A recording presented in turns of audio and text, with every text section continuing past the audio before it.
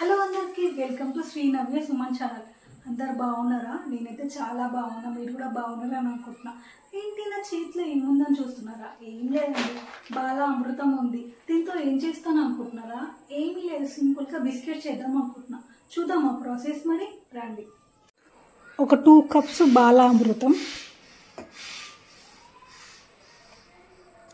2 spoons sugar.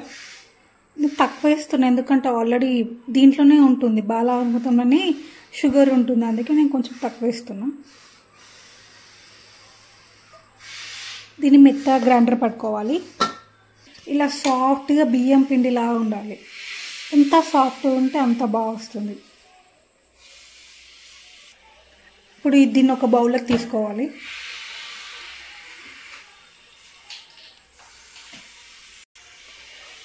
ఒక 1 cup గోధుమ పిండి,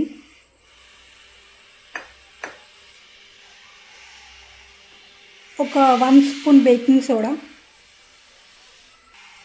ఒక 1/2 స్పూన్ సాల్ట్, ఒక 2 స్పూన్స్ గీ,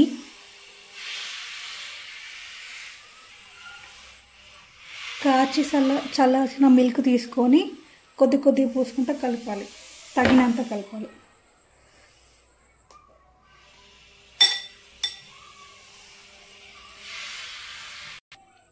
ఇలా మెత్తగా చపాతీ పిండిలాగా సాఫ్ట్గా ఒత్తుకోవాలి. చూడండి ఎంత బాగా అయింది.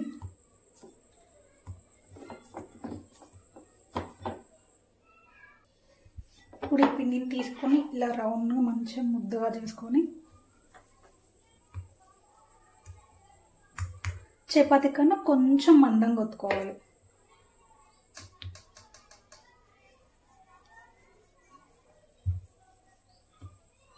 ఇప్పుడు ఇలా రౌండ్ షేప్తో ఇలా కట్ చేసుకొని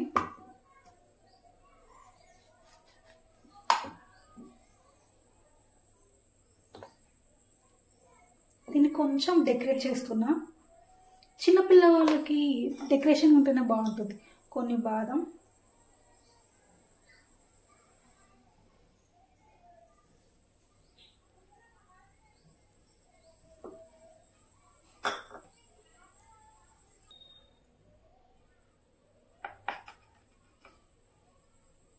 ఎంత బాగా వచ్చింది చూడండి.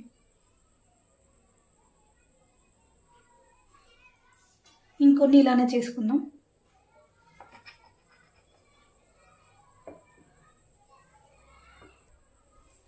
ఇలా డెకరేట్ చేసుకోవాలి స్టైల్గా.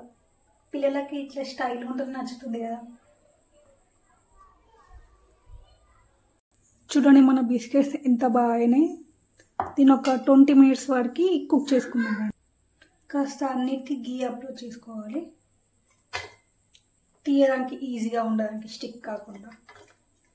అవి లేకున్నా కానీ మనము ఇంట్లోనే మంచిగా బిస్కెట్ చేయొచ్చు.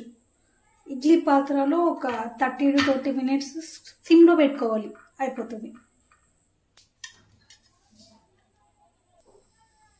ఇలా అన్నిటినీ చక్కగా అరేంజ్ చేసుకోవాలి.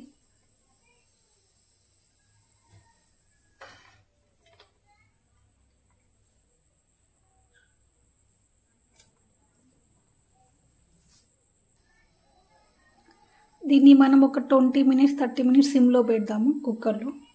ఇడ్లీ పాత్రలో ఉడకపెట్టుకుంటే అయిపోతుంది. వేడి వేడి బిస్కెట్స్ చూసాడా ఎలా కరకరని సౌండ్ వస్తుందో. చూడండి ఎంత బాగుంది.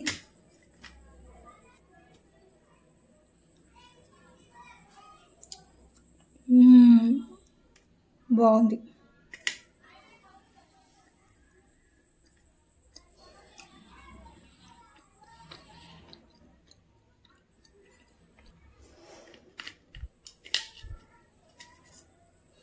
నచ్చితే లైక్, షేర్ అండ్ సబ్స్క్రైబ్.